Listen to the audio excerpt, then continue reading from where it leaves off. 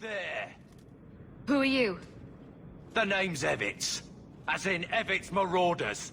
The folk you killed a few years back. Now you're going to die for what you've done.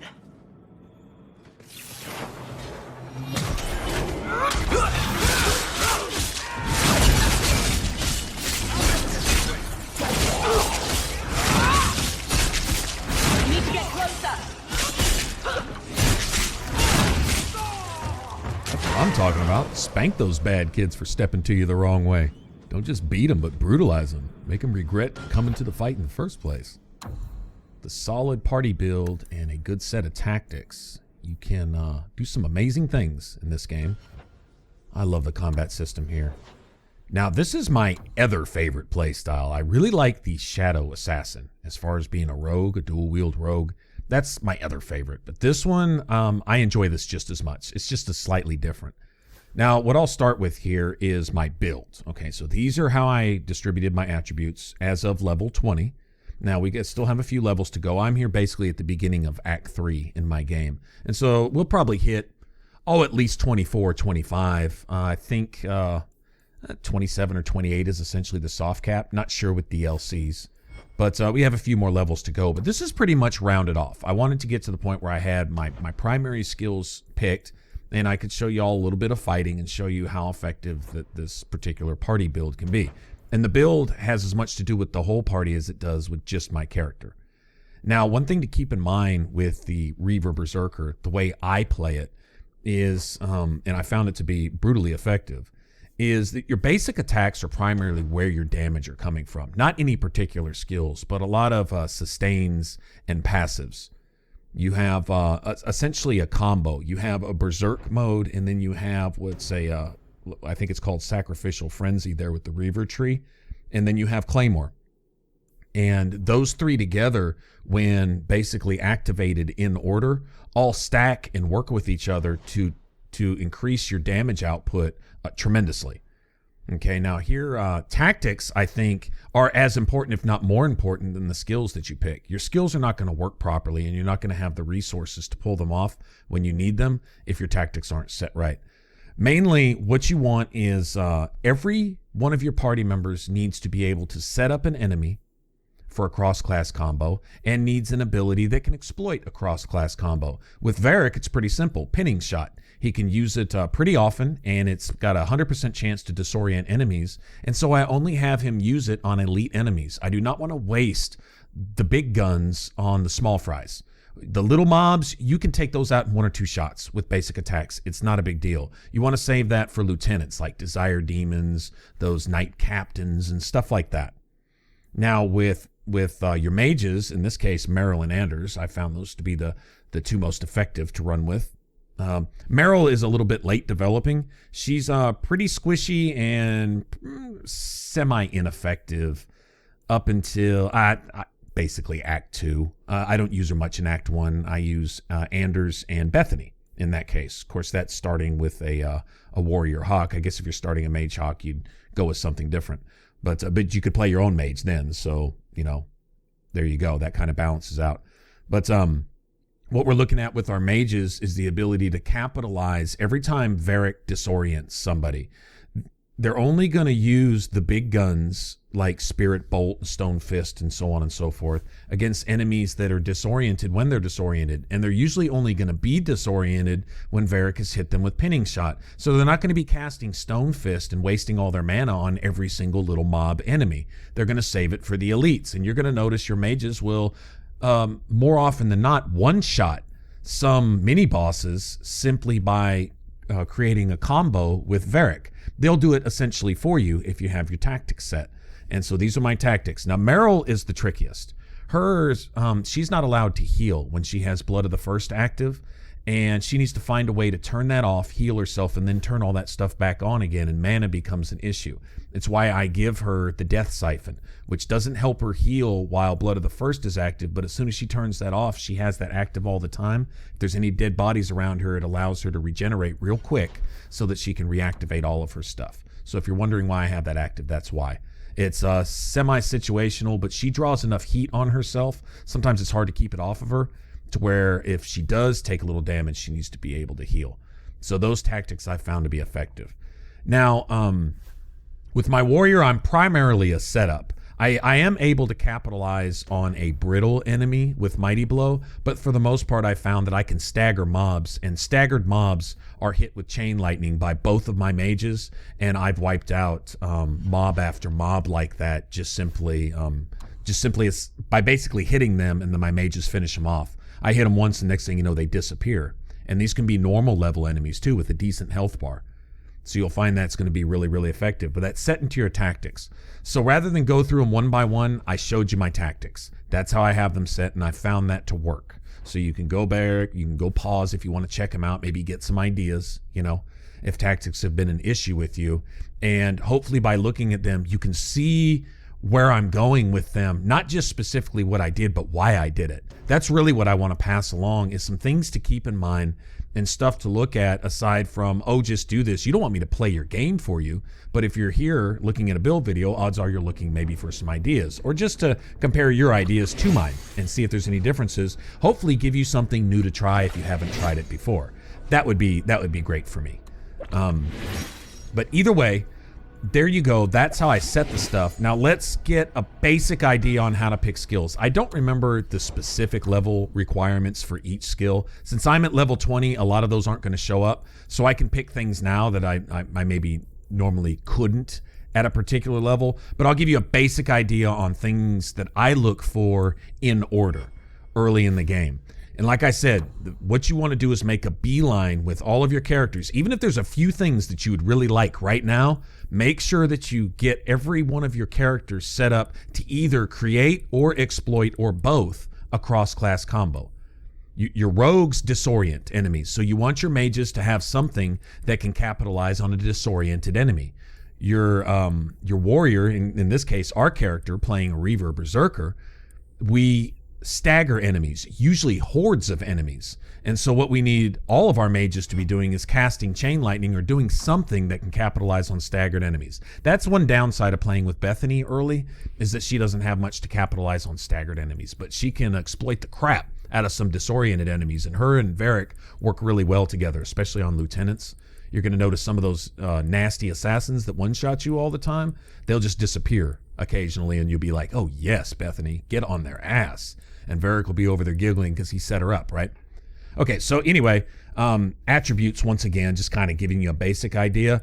Basically, like 2 magic, 1 constitution, 2 magic, 1 willpower. I lean a little bit more towards willpower with Anders, but he does need some health, and he's going to need a health pool later on if you're going to have him get Vengeance active, which we're right at that level where I would start thinking about using Vengeance. And that's something basically you turn on until he's at about 75% health, which if he pisses enough people off is going to be almost instantly, because he takes extra damage with Vengeance active, and then he needs to turn it right back off again anyway. So it's basically burst damage with him, and setting your tactics up to turn it on and turn it off based on his health. If you're going to use his panacea for revive or heals, I don't worry so much about the resurrection. We just try to kill the enemies before they can kill us. But if you're going to do that, then he needs to turn that on just to raise somebody, and then figure out how to turn that off as soon as all your party members are alive. Something to keep in mind. Anyway, early on, Claymore here. This is what we're looking for. That is a stagger ability. We're going to want that as early as possible. I believe it's 7 or 8. Before you can upgrade it, but you'll find that you can stagger enemies earlier than that because you have a passive in your two-handed tree that increases your chance of staggering. And it's the normal enemies that you can take down by mobs, because your mages have this beautiful thing called chain lightning, which is not friendly fire in Dragon Age 2. They can use it as much as they want, and you can be staggering mobs. So when you get in there against some of those nasty-ass guard pretenders, and you got about 5 of them in front of you, and you hit them, and you see that little stagger arrow pop up above their head, and then all of a sudden they disappear, that's because one of your mages immediately busted them in their bitch face with some chain lightning. And so you can start taking out mobs, and it's a simple tactic. They only use chain lightning if an enemy's staggered. If an enemy is not staggered, it's wasted. And that's pretty much true for anything that requires stamina or mana to use. If an enemy isn't affected by something that creates a cross-class combo, then don't have your mages just spamming it. Don't just use this whenever. You only use it under certain conditions. And it'll preserve their mana, and they're not going to be huffing and puffing for air all the time, like you might be running into if you're not setting these things in your tactics. Something to keep in mind. Now, this is kind of the be-all, end-all for the Reaver, is the one where as soon as you basically kill an enemy, you go into perma-haste. And if you're killing mobs, you stay in haste. And then when your mages hit you with haste, you move so fast you can't even keep up with the button presses. And that's when your damage output is so ridiculous that you're almost giggling with glee when you see your enemies just destroyed before you, type of thing. And it's a lot of fun, and it's a solid build without any cheats or exploits. You're just simply kicking way too much ass, and it feels good because it's your builds. It's your build doing it, you know, and your tactics working together. So like I say, we saw the tactics. Keeping in mind with Varric, we want disorienting shot as early as possible, as soon as it's available. Even if you want something else more, keep your eye on that. That's basically his key go-to. And then there's some other things that he can use. He does have the ability to capitalize on a staggered enemy.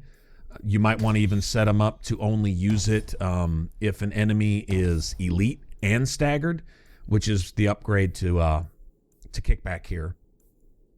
And